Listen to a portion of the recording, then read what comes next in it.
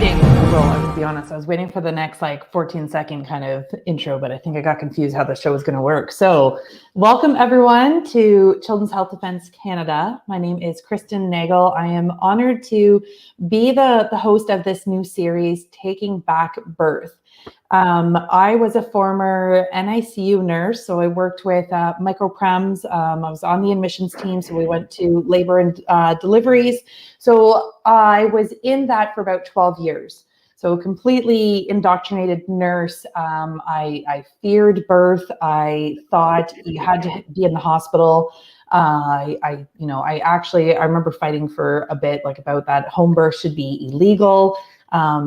And just because they're so dangerous. So that was my experience around birth. My first two were very medicalized.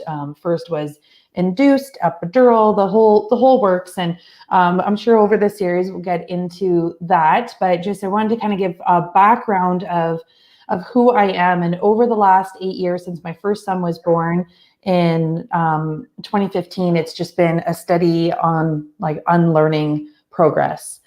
Started with food, then it was immunizations, and even like germ theory versus terrain theory, and then it was birth. And as our mentor we'll bring up to Billy Harrigan has mentioned, birth is the last to go, which is very fascinating that we've been conditioned for so long that birth is the last one to kind of unlearn and start to deprogram. So I've been on this journey of unlearning and deprogramming birth. And from my NICU indoctrination, I've become incredibly passionate about getting this information out to mothers, to women, parents, anybody that, is expecting or hoping to have a family, just because it's been kept from us for generations.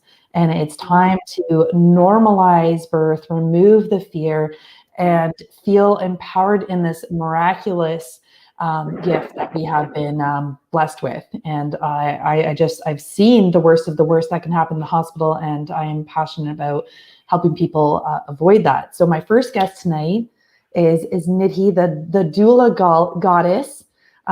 Thank you so much for joining us tonight. Thank you so much for having me. I'm honored, truly honored. I'm so excited. So I started, I think I got introduced to you, I think it was last year after the convoy. So I spent a bit of time in Ottawa last year, about 4 weeks. And then after I was like, okay, I have to get back on my mission of birth, and people introduced me to you. And then, and we're in the same program to become traditional birth companions right now.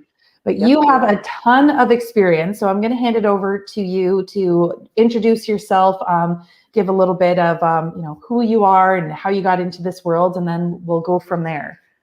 Absolutely. So my name is Nidhi Seth. I am doula goddess on Instagram, and I have been in birth work, specifically for the last 5 years.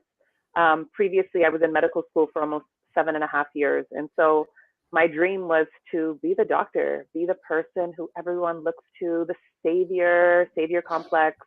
And it really came from a place of wanting to help and wanting to support the community. And really my goal was to be on Doctors Without Borders and go and help people in other countries. But little do you realize, when you go into medical school, you are abiding by a system, and that system is not kind, and it will run you into the ground, and it will try to mold you into what it needs to for you to have access to this information, which should actually be accessible for everybody, considering it's your body and everyone has one. But this was the information that was given. And I now, looking back at my journey, I was never meant to be in that work. I could not be indoctrinated. I tried 2 different medical schools, and they could not indoctrinate me, and I left. And I left in pursuit of finding myself again. I was very sick in medical school. I was depressed. I had anxiety. I had trauma. And I was starting to see myself spiral, especially taking anti-anxiety medicines and sleeping pills to go to sleep, and study in the daytime, and, pop those Ritalins at night, and I could see myself losing who I was. And I was very lucky that I was introduced to plant medicine, and it kind of started my awakening. It started my awakening into, what am I part of, and what is it that I'm doing, and how do I really want to help people? And it brought me to humbling me right down to the ground. So I came back to Toronto and kind of started from the bottom, right? I started back to just getting a job. You have nothing. No one cares about your European degree. You have nothing in this country. All you have is a high school diploma.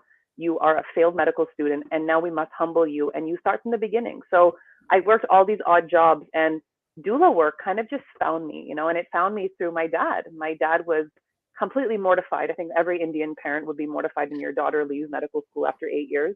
And I think he just wanted me to go back into work and to help. That's what I wanted to do. And so, I had moved out of that year. I'd moved out of the house and I was going through my own thing. And ironically, I had moved 5 minutes away from the doula training center that I was going to be joining just a few weeks after my dad gave me that paper. And I just fell in love with what the idea of the work was. It was to support women in birth, to tell them that they have choices, that this is the ways that you can birth, and providing them the information for that. So, you're going through these organizations being groomed into information. You're going and thinking, oh, you're a doula, you can help people. But when the doctor and the nurse come and the midwife come and they need to finger her, you must let her be compliant to it. And you close your mouth because you're nobody. You're not a medical provider. Why could you even hold any information to help someone birth, even though we all can get pregnant without ever reading an anatomy book? We can all have babies without ever, it's possible because it's been happening from the beginning of time. So it took me, I think, from doula training, when that first birth was, all the way till the pandemic started. I didn't realize what I was in until I took a step back and said, this is disgusting. What are we part of? And it's because the whole world was faced to look at something at the same time. And in my world, I was faced to look at, wow, women have no choices. They're being forced to wearing masks. They're being left alone in labor. They're being COVID tested. Their babies are being COVID tested. They're being fingered repeatedly. They're being abused repeatedly. And they're being coerced from the very first person they engage with from their pregnancy. And most of the time it was an OB or a midwife. And this is how they're being groomed for the next 9 months. And so, me, I'm always in trouble. I have a report card. Nidhi talks too much. Nidhi is doing too much. So my personality traits are developed very early on in my childhood. And only when pandemic starts is when I really start to hone in to my own experience. And I said, this is wrong. And no one was talking about this. No one was talking about the abuse that was happening. And so, yeah, it just kind of brought me full circle to what exactly really mattered. And it was people. People mattered beyond anything that's happening. How we respect somebody, how we treat people, how we treat women, how we treat mothers is profoundly going to impact how she's going to treat her child, the relationship in that family, how that spouse and that the two parents are going to nurture each other, and how that child will grow up, because I knew how I grew up and I know how I was birthed. And it came from a place of a lot of anxiety, a lot of stress, and a lot of trauma. And it perpetuated me into having stress and anxiety as I grew up, because of the way my mother was nourished in her pregnancy and how she birthed me with drugs.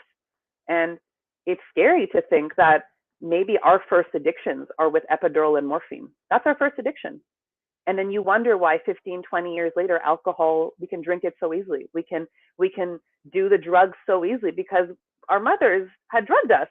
Our mothers were drugged, and they consented to us being drugged up too, because the pain was too much. Well, no pain is as greater as people going through postpartum depression, being assaulted and raped through their birth, and their babies going through severe trauma for years after. And no one is even thinking, hey, maybe it was a birth. Maybe it was part of her experience through those months and months, how she was nourished, that now has caused such a profound impact on so many generations as we continue forward. So yeah, I'm a traditional birth attendant. I don't even know how much more I can say how amazing this role is. We can't use certain words because the government has patented it. So we'll use that traditional birth companion. That's fine.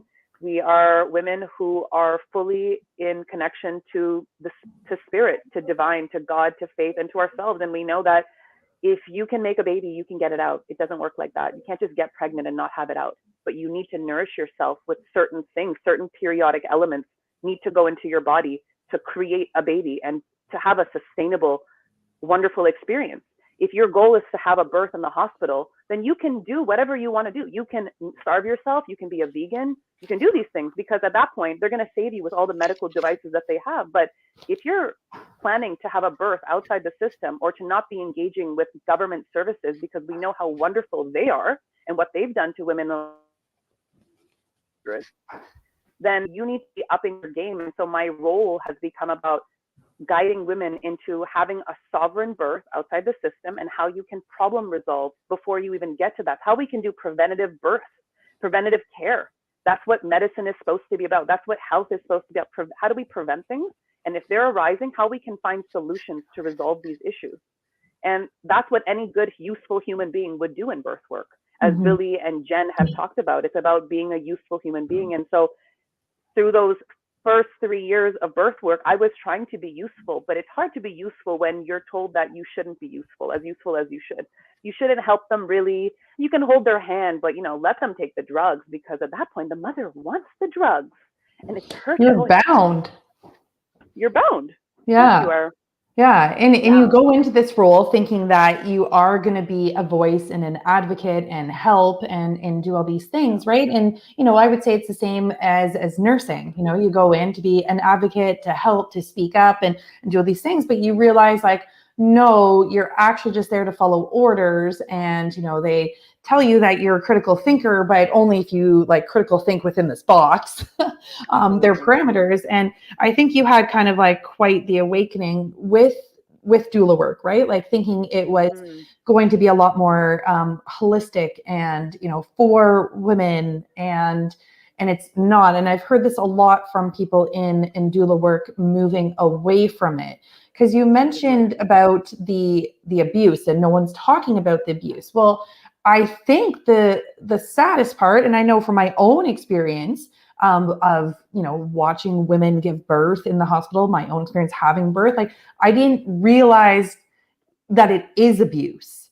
And so that is, I think, the biggest thing to kind of break down is explaining or trying to show that, you know, that women are being abused and why. It's amazing the things that we will fight for, stand up for, that are wrong, but we allow these things to happen to our bodies during pregnancy, and we don't view them the same. So why? Because you have experienced a lot. You've been in this work for almost, what did you say, 10 years? Like a long time. Yeah, 5 years in birth work, 8 years in medical school. It was like, you know, from one indoctrination to the next. Yes. So, you know, I've been in medical school. Like I paid a lot of money to go through that system. And so when people tell me, oh, like you're just, no, I've paid my dues. I know exactly what I'm talking about. This is someone who practices. This is someone who puts herself in these situations. So I've gone from a very medicalized profession to now a very holistic, seemingly holistic profession, which actually is part of the medical system, which is most doula work that's being offered in Ontario and around the world. And then my whole life changed when, you know, the pandemic hit and my clients were like, we don't trust these doctors. They're doing things to women. We don't trust, they're supposed to take an oath to help people and they're not. And we're seeing it more and more. And so I started to awaken. Like I was already, you know, against a lot of things, vaccines, like things that I knew before. You knew about what was happening to the children. You knew that there was dark things happening. And, you know, you're watching Chris Hansen, How to Catch a Predator. You know that's happening. Whether they're glorifying it or not, it's happening. And so, you know, this was literally happening in a Canadian province, in the city, in a place that you called one of the top 10 elite cities in the world. This is happening. This is happening to your kids, your neighbor, your daughters, your sisters, your mothers. They're getting groomed into sexual assault.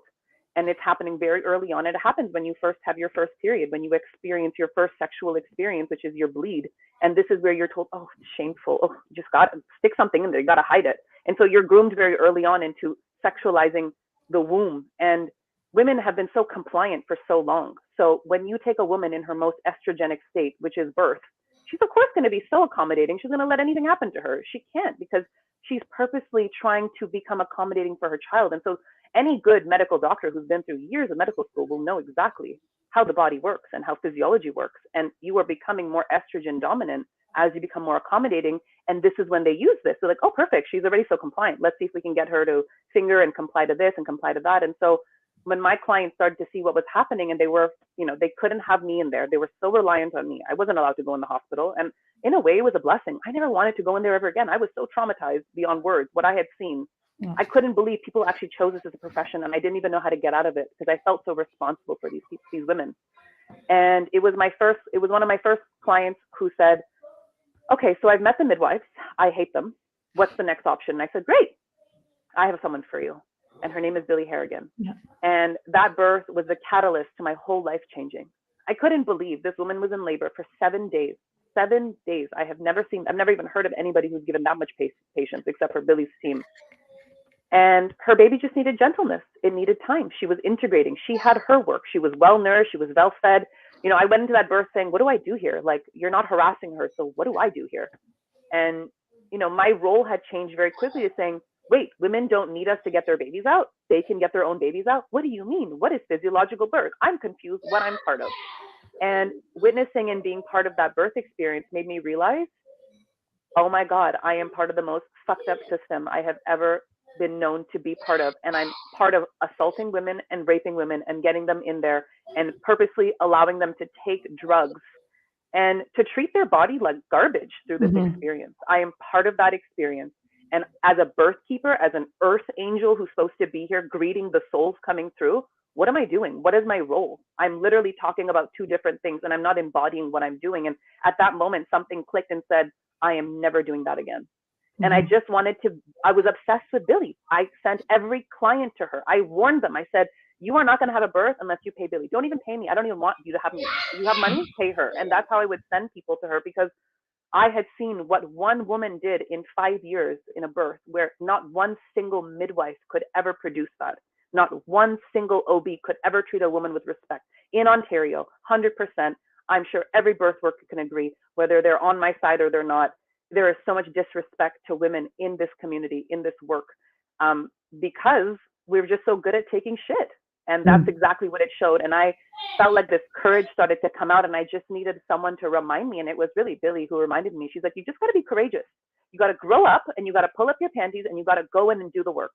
And I was like, oh my God, so simple. I need this grandmother energy. Where is the wisdom? There is no wisdom coming from my lineage on birth. And this is what colonization has done. This is what women-centered work has done. It's taken out and it's been butcherized and put into a medical system that is very, very dominated by this patriarchal ideology of numbers.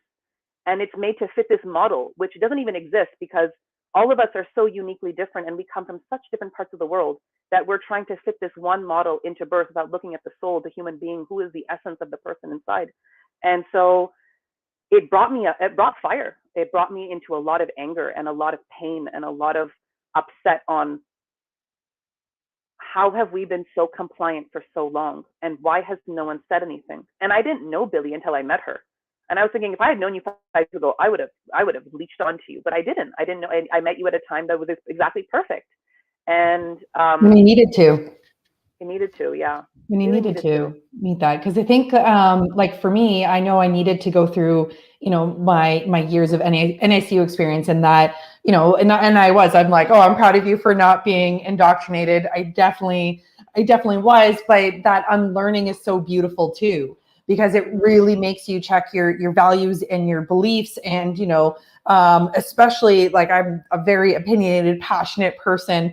You know, when I believe in something. So to have that such strong fear of birth and thinking that it has to be in the hospital, and then to slowly like unlearn and uncover and read the truth, and then, like you said, once that veil is lifted, there's no going back. Like it just, every time I walked into a labor room, my soul was dying, because I was like, I saw it completely differently than what I did. Because before I was like, well, this is normal. This is, you know, on your back, the episiotomies, the this, the whatever, the IVs, the everything, being instructed how to push. And then, you know, I saw that as normal. But once you unlearn and start learning about physiological birth and the power of, you know, women and who we are, in this gift that we have to grow life and bring life into the world, and that it's taken away from us. And then it's, you know, it's been generations of, like you said, a grooming and conditioning, because of this greediness to have it in the medical institution, to have that, you know, the money. It's, you know, everything that has happened has been about, you know, the money. How can we make more money in the hospital? How can we have complete control over this? And to think that they believe, you know, it's written in their conduct or whatever, like that they have control over women's vaginas.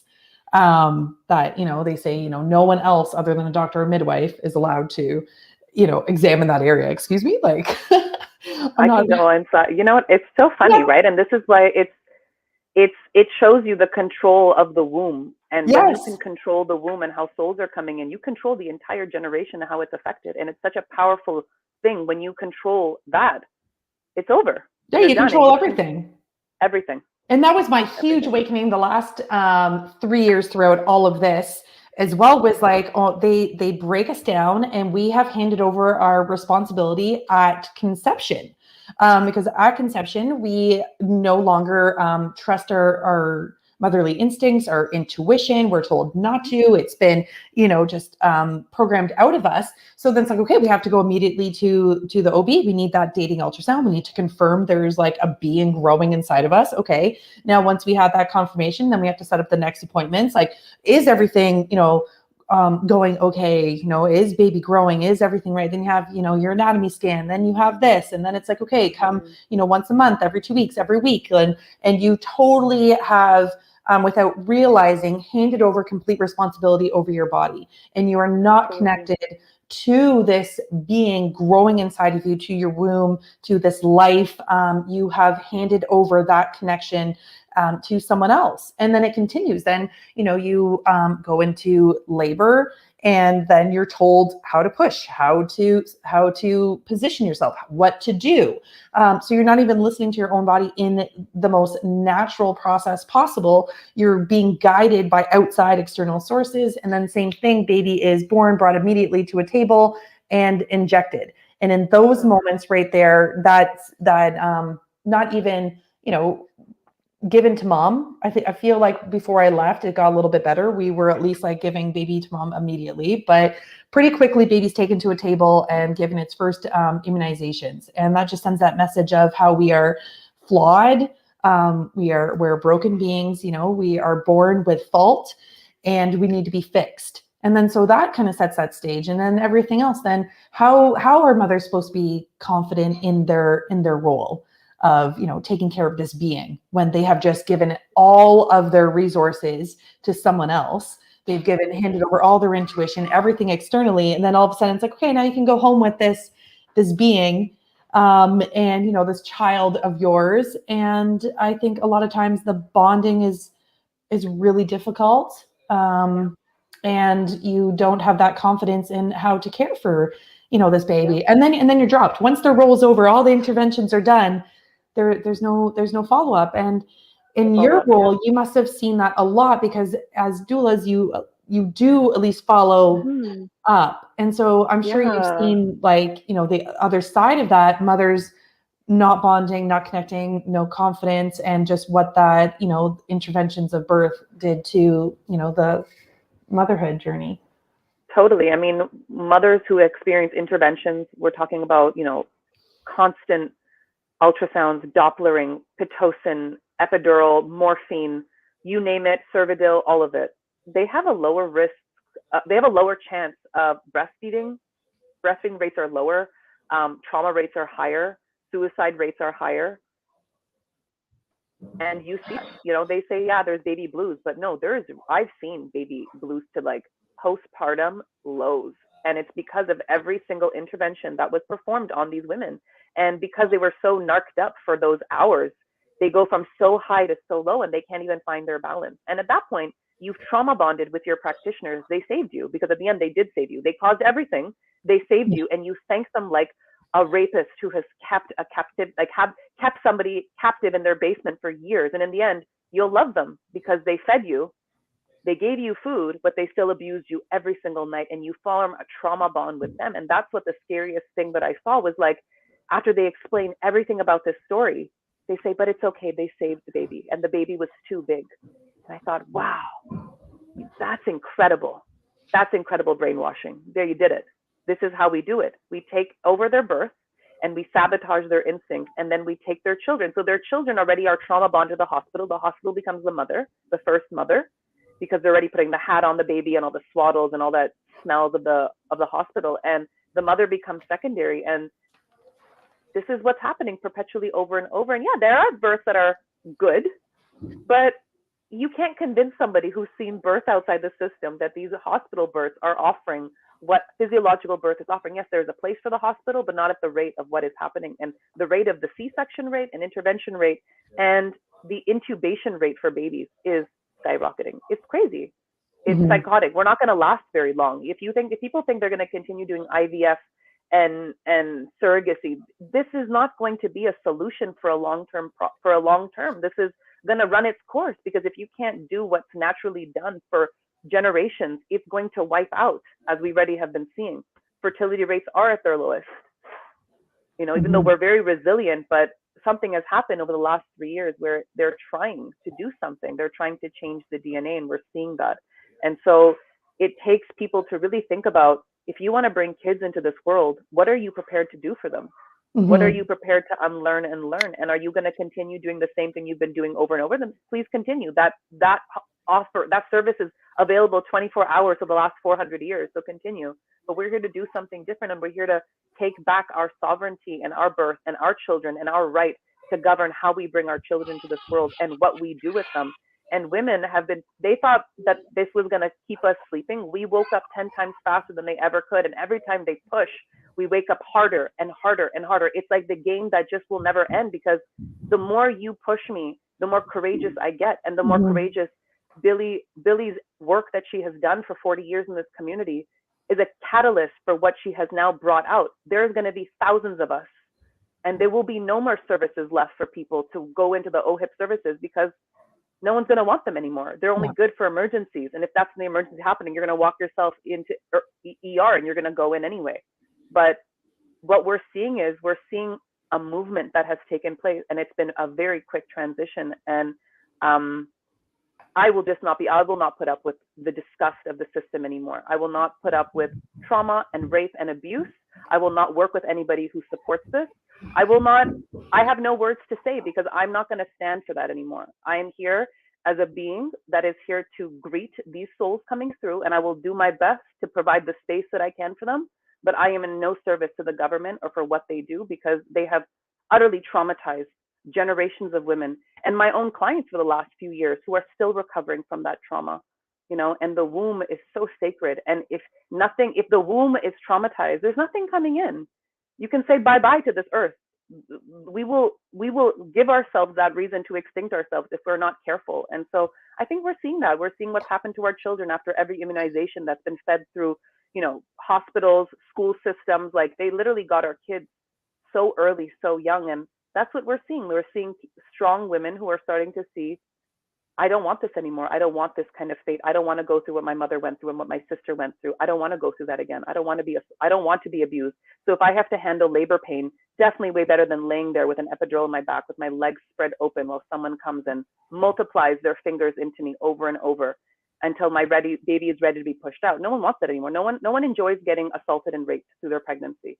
And that's a pretty good catalyst for women to do something about it. And so I was one of those women who was just like, I'm done. Like, I'm over it. And I just went further and further on social media, because I don't know, I am a shit disturber, and that's what I do. I know, that's what I love about you. So I'm a shit disturber, and that's what I guess I've come here to do. That's what we need. We need that, right? I'm not compliant, and I never will be. Like, I will rather take myself out than ever to go through this and ever be part of that.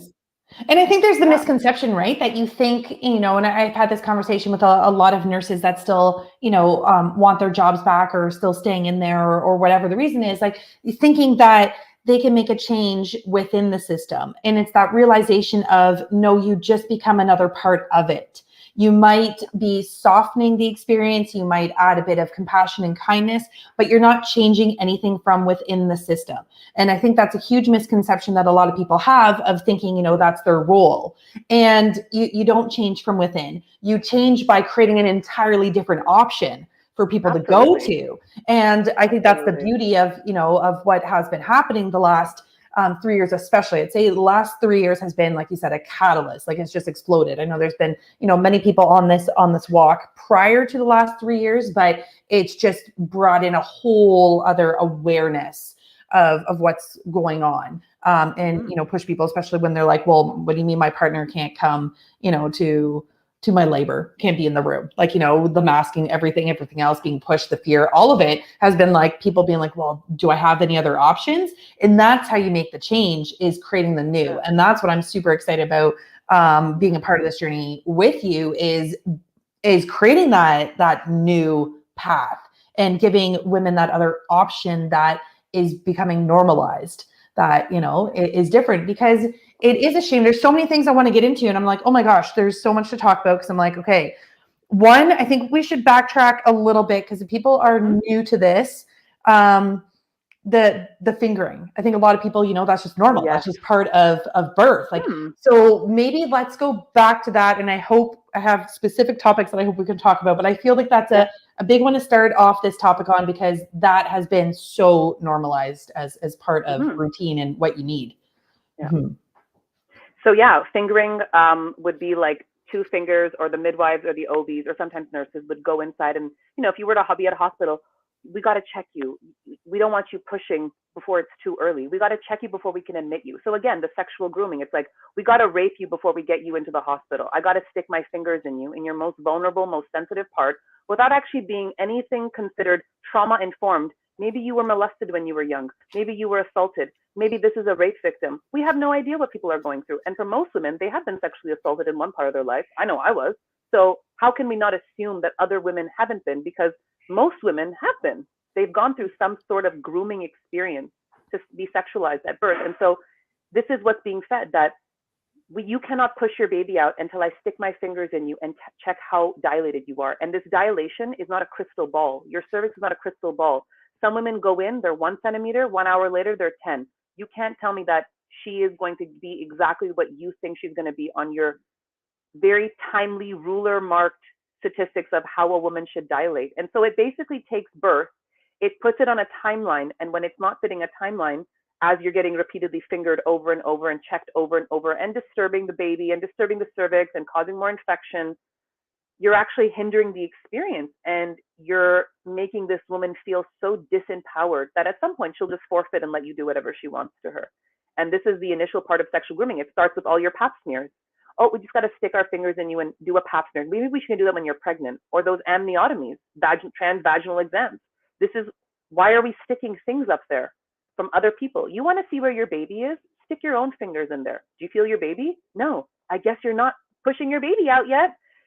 If you are, wonderful. You brought your baby down, and now you can push it. Get your husband to stick their fingers in there, or your spouse. But do not let random people stick their fingers in because they need to get information from you. I'm actually the least concerned about your vagina. That's like, I'm not even looking at your vagina most of the time. I'm looking at you. What's going on with you? Are you crying? Can I get you some food? What is it you're telling me? I don't need to look at your vagina to see what's going on. I just need to look at you and hear you, and you describe to me what is going on with you. But when your medical practitioner is insinuating that they need to assault you to get information, this is very disgusting. And this tells me very bad mouth. This is bad practice. You have not had developed any skills. You have no skills. You don't know what physiological birth is. You should be outside of this institution. You should be trained by Billy Harrigan. Please do yourself a favor and be trained. And it comes down from arrogancy. People don't want to get trained. They don't want to know, because it comes down from personal responsibility. And at the end of the day, if you pick a government protocoled hospital or practitioner, you may be adhering to all of these rules. You are working for these people. You are in an institution. There are their rules. And if you don't know the law, and you don't have a partner who knows the law, and someone who's a doula who's going to fight for you, you're at the mercy of the system. And so fingering is part of that. And it sounds exactly what it is. It's fingering. It's rape. It is medicalized rape. It's a license to rape. This is what it is. Oh, because I'm a nurse, because I'm a midwife, I can just stick my fingers in you. Do you mind if I just check it one more time? I just want to stick in a little bit. Oh, you told me to take it out? Stop. Oh, took too long. Sorry about that. This is what's happening. I reported a midwife this year for this midwife student who stuck her hands inside my client and tried to manually remove her placenta. And they said, oh, she needed to do it. You know, and the system is so good. You report these people. They have 45,000 lawyers. It doesn't matter. You just keep on reporting. You just keep on digging that nail deeper in, because at some point they have to look. They have to see how wrong this is, that women are being assaulted. And man, if it's like you shame us so deeply for indulging in our sexuality and our liberation. And you shame us for our whole life, most of us, right? And 9 months of pregnancy. And then we have our babies and we wonder why we don't have a connection to them. It's because we literally don't even have a connection to ourselves at that point, you know? Mm-hmm. Yeah. And this is what's happening. And this is what is being groomed through the entire industry. Birth workers, doula, holistic doula, Nurses, midwives, it's the same shit. Unless you're being trained with Billy, you are part of the system. There's nothing I can say for you. You're part of it. Mm-hmm. Yeah, and it is awful. That was such an awakening to me too, because I remember my first son. I had like the dreaded stretch and sweep, and I was so naive and so clueless to know anything about it. They're like, "Oh, we're just going to do this because make sure you don't go past due dates," and that is the most painful, awful experience. And just total. That is abuse without, and we just normalize that as like, okay, well, it needed to happen. And you're literally, the OB's going up there to separate, the membranes from the cervix and to, loosen all of that up. And yes. And it's so invasive and intrusive and just awful. And then they wonder why, infections are happening and, water breaking before it's time, then this high rate of inductions and, then C-sections and everything else. But there's no reason to be up there. There's no reason. And it's amazing to think of, animals' instincts. Well, they find a nice, dark place to be alone and quiet, and they go about their business in birthing and without being disturbed and allow their body to work. And I love, learning through Ina May as well. I know she was trained by a midwife, OB. So she does do the checks and talks about it a lot. So that was kind of, unlearning, but she's this beautiful soul that has changed, the way we see things. And she talked about the sphincter law, and it makes so much sense. Like, that it's just, if you're stressed, you're going to tighten up and close up. So you could be in this beautiful place of, opening, cervix dilating, then you have like the wrong person come into the room, the wrong atmosphere. Maybe you're at home, you get transferred to the hospital, then all of a sudden things close up. So just as like, your cervix can dilate very quickly, it can also retract and reverse. Absolutely. And then all of a sudden it's like, oh, well, labor stalled and stopped, okay, induction or C-section. But it's like, because you're in an environment where you feel stressed and at risk.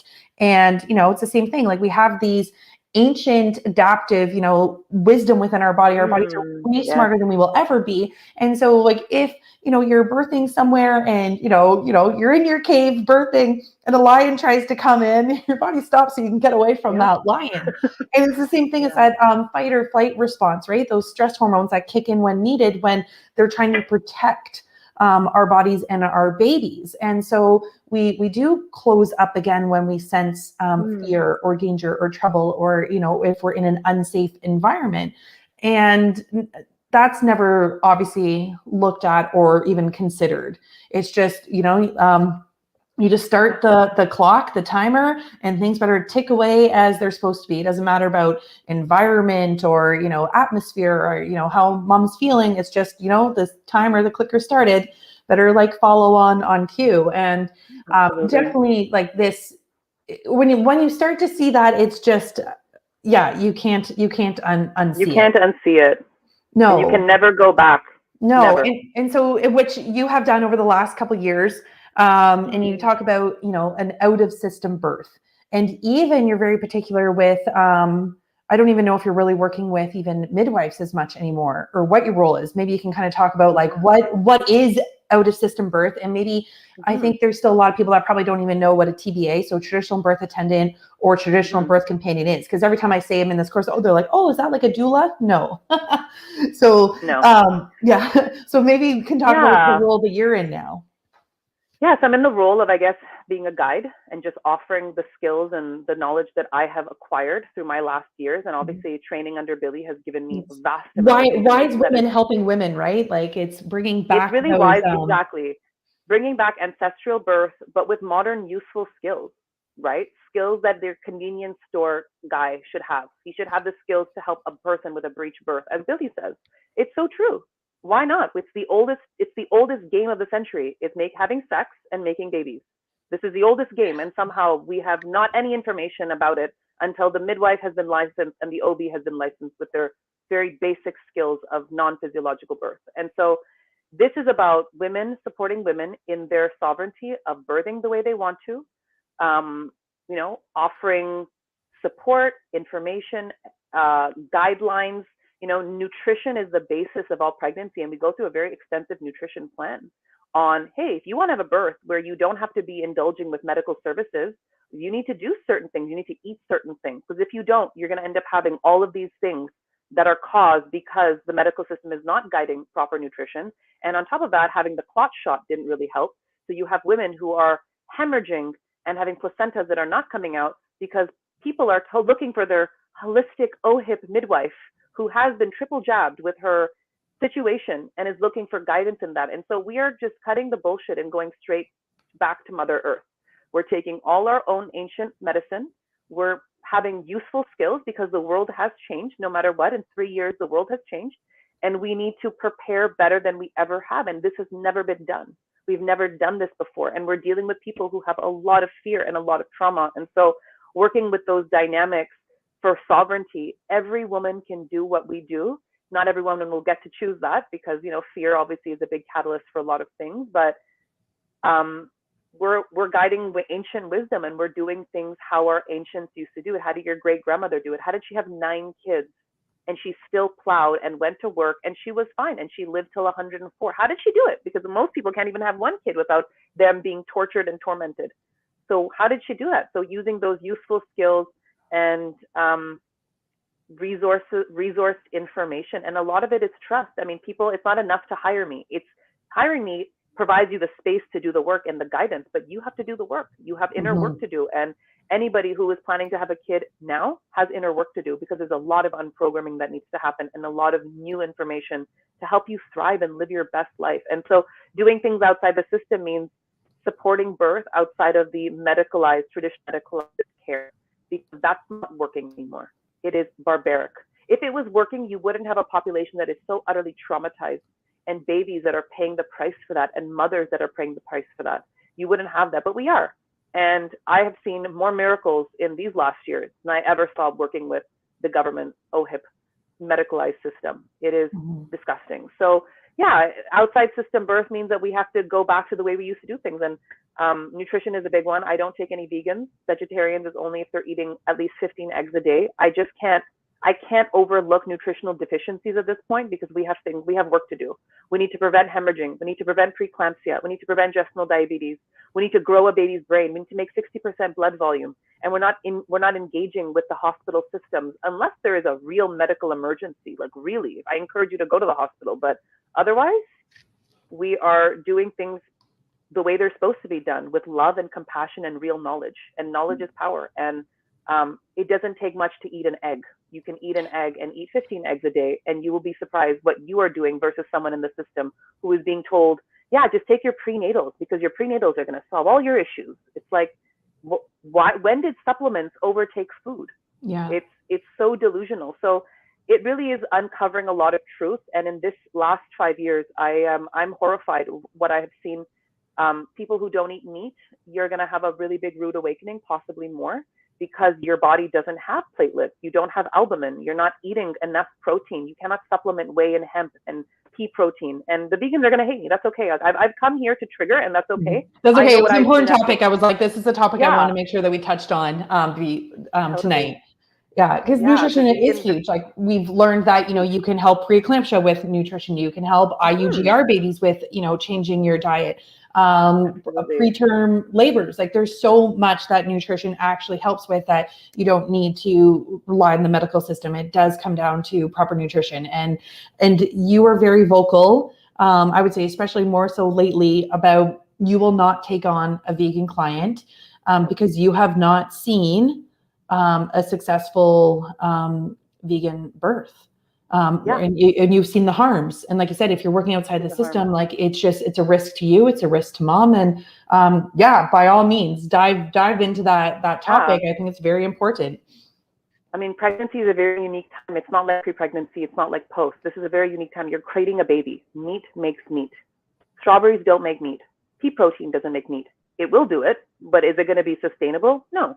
We see placentas. I know what placentas look like when I see them. And when they're not juicy and healthy and plump, you didn't do what I told you to do. You want to do things outside the system, you got to eat. You got to work for this birth, because this is not like how it is now. People are stressed. They're in chronic stress. They are being guided by this ideology that if we eat meat, the animals are hurting. Yeah, if you go eat McDonald's, that's terrible. If you're going to go have grass-fed meat. You know, people forget on a metaphysical level, animal spirits have made an agreement with humans. There's a co-ecosystem that is working here, and you can choose how you want to source your animals and how you want to eat well. And if we're not guiding people in that way, and we're saying, oh yeah, you know, you shouldn't eat meat because, you know, you're killing and all the animals are being factory fed. It's like, well, no one told you to eat KFC and McDonald's. You can eat quality meat and still honor the animal, just the way the First Nations communities would do it. They would harvest the entire animal and use every inch of it. So you can honor back the meat. And pregnancy is such a unique time where your body needs albumin. It needs to create platelets. If you don't have platelets, you are going to hemorrhage at a birth. If you don't have food in your body and you're not making proper proteins, you're going to have a preterm labor and you're going to have a preterm birth. And we see it. I have seen it. I have done the birth. I have been at the birth. I have seen birth defects. I have seen gestational diabetes and cholestasis and every single other thing, preeclampsia at 7 months. And the solution to these things are C-sections, a lot of them, right? Unless you've gone gone through that. So we have to be even more vigilant. People can have a vegan, if you want to do a vegan pregnancy, go and do it. I will not support a birth, and my team will not support birth like that, because we don't know how to handle emergencies. We don't know how to prevent things. And at that point, you're not really so invested in actually this, you're invested in this is severe body dysmorphia. You have an eating disorder, and we need to address this because it's going to come up. And when you don't have energy to push out your baby because you didn't eat the bone broth and you didn't have the meat, there's nothing more we can do. We have to send you to the hospital. There's nothing more we can do because you didn't want to do the work for 9 months. And birth is such a unique experience. For 9-10 months, when your work that you've been doing, everything is revealed at birth, what work you did. So that is what's telling you what you did for 9 months. And for most people, most of my clients last year, they did their work.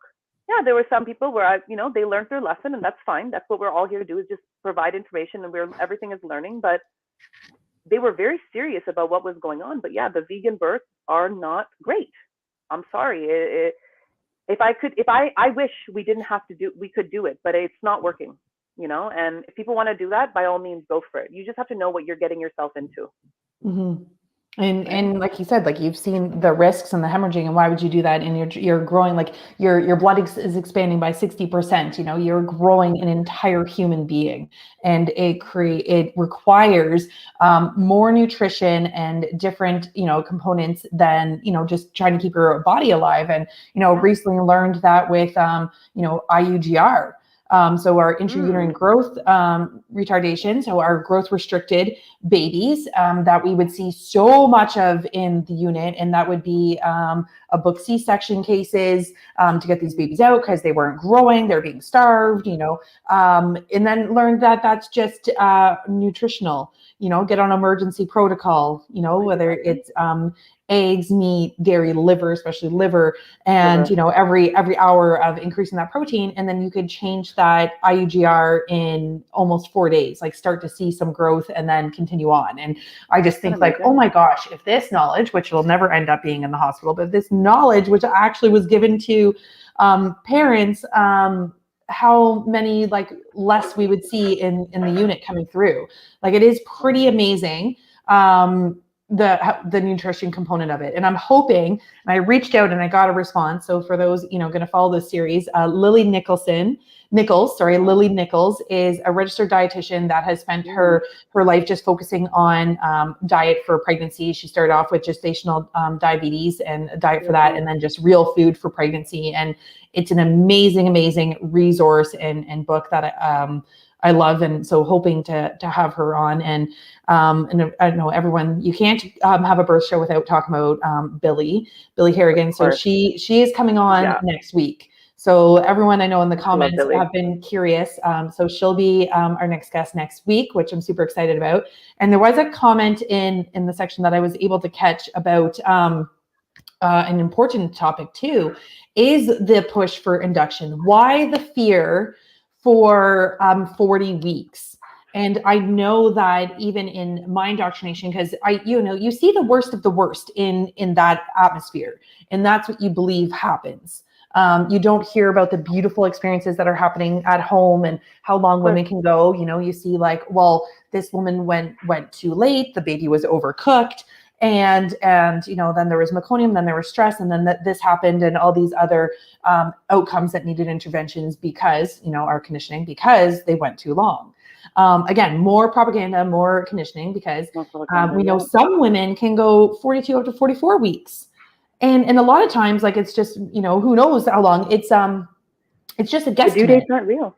It's not a real thing. It's not real. The due date, unless you know, you went inside, you know, your little, you know, space rider inside your sperm. Unless you know when inside your mom, and you know when egg hit sperm, and then fertility and fertilization started at that moment, you have no idea, because it's already, sperm can live inside the womb for 7 to 10 days, so you have no idea. You have a guesstimation, and people forget, like, there's another universe that's happening inside.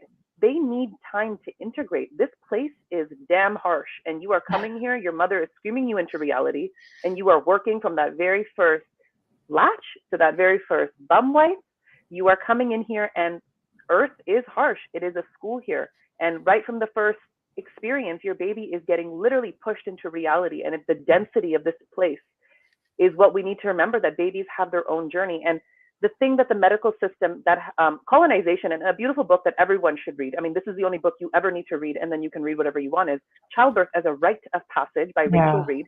Goes through a very in-depth process of going through what has colonization done and how has birth been bastardized into this system. And it has taken women into fearing about their birth by ritually abusing them for, like Billy said, indulging in their sexuality, and then telling them that every moment their baby is going to die if they don't comply to everything that they are saying. What? When, you know, perfect example, do you think Mary in the Bible was harassed over and over for her baby to come out? No. So why are we not using these beautiful books as representations of saying, this was not happening during very pivotal moments, very important stories that are being shared for a very important reason? Why is this happening now? What has happened if we're still birthing the same way? We're still having sex the same way, most of us. We're still having children the same way. What has happened in 400 years that most men are now being told that their body is toxic and their placenta is now aging? What are you talking about? Where is this information coming from? And so when you look at the history of birth, you see just exactly what this evidence is based on. And it's pretty grim, and it's totally off. It's mostly adolescent, pubescent, malnourished children back in the 1900s that are being tested on and having birth at a very young age and dying from being malnourished. And this is the information that is being fed. And this is the basis of the Ontario recommended practitioner experiences for induction rollouts. It's sick. It's disgusting. And I mean, if our bodies were that toxic, we wouldn't be here. Like, really, we wouldn't be here. You wouldn't have survived this long. Your great grandmother, who had nothing except for apples and a barn, couldn't have done 8 children. Couldn't have. So it's this perpetual fear that everything about us is wrong. It's because you don't have enough connection to who you are. And that's what it's telling you. You need to know who you are before you bring in somebody else. Because if you don't, you're going to be shown exactly who you are. And if you don't know how to stand up for yourself, you don't know how to take back your birth, it's going to be revealed to you. The birth is another rite of passage where everything you have done for yourself until that moment will be revealed at the birth. And that is that's like the ultimate form of truth. You don't need to do anything. You just need to wait and be patient and see how things happen and unfold. So it's unfortunate that the entire practitioners in the government have no idea what a physiological birth is. They say they do. They've never supported one. They don't even know what it is, because you can't when you finger and Doppler. How can you know what a physiological birth when you finger all the time? Like, this is not physiological birth. So I think that demo made it pretty repulsive, but I want for people to know this is what's happening. Like, we are being assaulted. But it is repulsive. And again, it's one of those things that we've normalized. So I think it has to be like that to show them that, you know, it's not normal. And, you know, I tell people now, like, if you want to learn about birth, you do not ask an OB or an L&D or an NICU nurse about physiological birth, because they don't know what it is. I have no idea. 12 years experience in there, and I've never seen or witnessed a physiological birth or heard of one, because there's always some kind of intervention or something, whether, you know, it's even just the checks or whatever. And you made an amazing point about doing the work. And I think this is so important for everything, because it's just, again, society has found a way to control us. You know, we've allowed it, to be controlled in every aspect of our lives. We have to have, these homes and the cars and these things. And, we go get the job to provide for these things. And we've become so busy in, our hustle and bustle and everyday lives. And, and if you have kids and getting the kids here and there, that we don't, I get this all the time. I don't have time to look into it. Can you tell me this? Or, what about this? And I was like, I can tell you all these things, but it doesn't matter, because when it comes down to it, especially for childhood immunizations, if you're bullied or guilt tripped into, the fear of, you're going to harm your child, you're going to cave because you're not convicted. You have to do the personal work, and it has to come from within. You have to be convicted in your stance. And my first two births, I remember, friends reading books and whatever. I think that at that time they were still reading just like What to Expect When Expecting, like still some BS books, but something. And I was like, oh, I don't need to read or do anything. I've seen a birth, in the hospital. That's where I'm comfortable. I'm going in the hospital, and I'll just, let them tell me what to do when needed. So literally there was no thought process behind it. I didn't think about anything, because I'm like, well, I know what happens in the hospital, and I'll just, allow that to take place.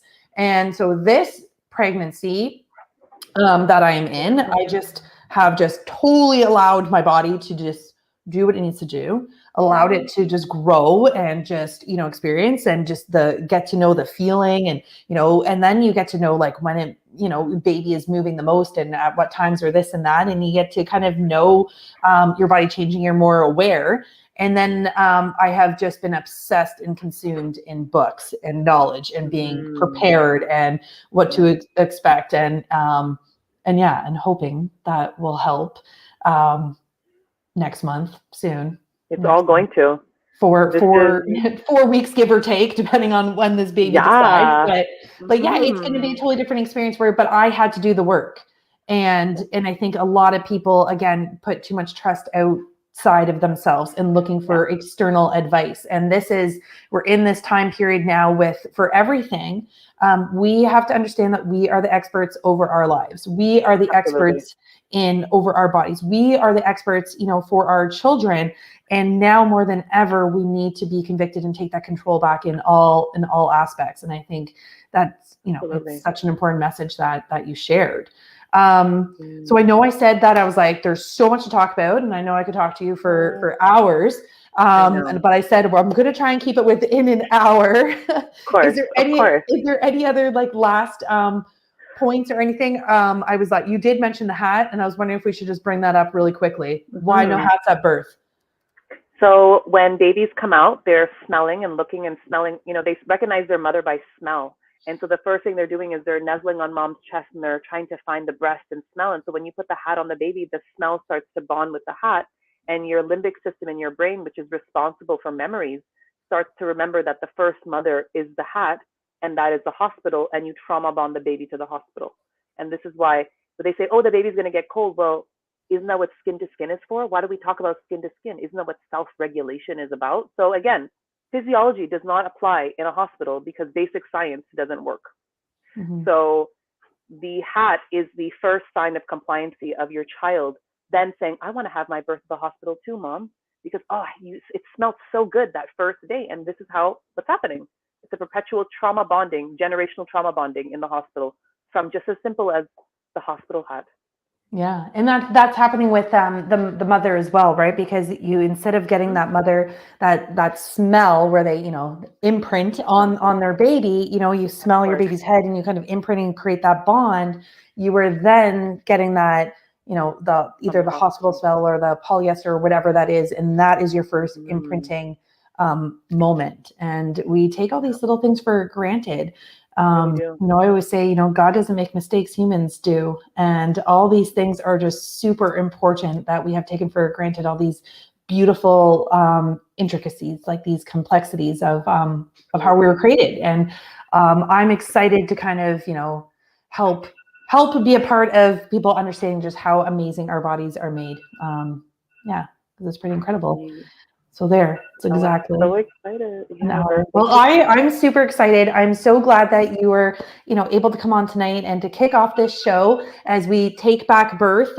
So anybody that is watching, if you have guests that you want to see on, if you have impeding questions, I'm sure tonight has sparked a lot of food for thought for many, and probably a lot of questions around food.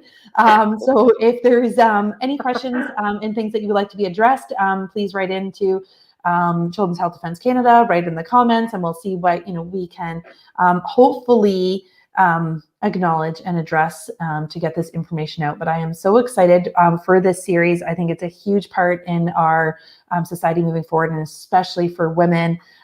So I have some amazing guests lined up over the next little bit. And like I said, so next week will be the infamous Billy Harrigan, which I'm thrilled about.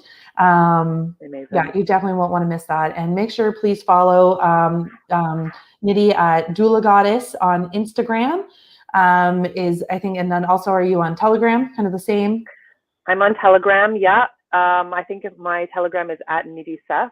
So exactly how it's spelled in this chat, but Instagram or email, right? When you go on my Instagram, you can see where to email me, and there's like 1,000 platforms to get in touch. And if I'm not available, we have an amazing team of so many women in the city. Like we're coming back, and we are a force not to be reckoned with. That's all I'm going to say. Yeah. Yes, because I've been helping too. If this amazing group is all connected, so it's like, okay, we have someone in this area due this time who's able to support this woman. So this network of TBAs is growing, and it is amazing. So I'm excited to see it continue to grow and build. And yeah, so make sure you follow Nidhi at Doula Goddess. She's also going to be starting her own podcast soon, so you'll be able to follow along there and hear her stories and more in-depth conversations as well. And just thank you so much. And I am just thrilled that we are on this journey together to be the traditional birth companions and making this change. Thank you so much. I'm so grateful. You're welcome. And I'm new at this, and I didn't even write in the comments, so Amanda can laugh. I forgot to give the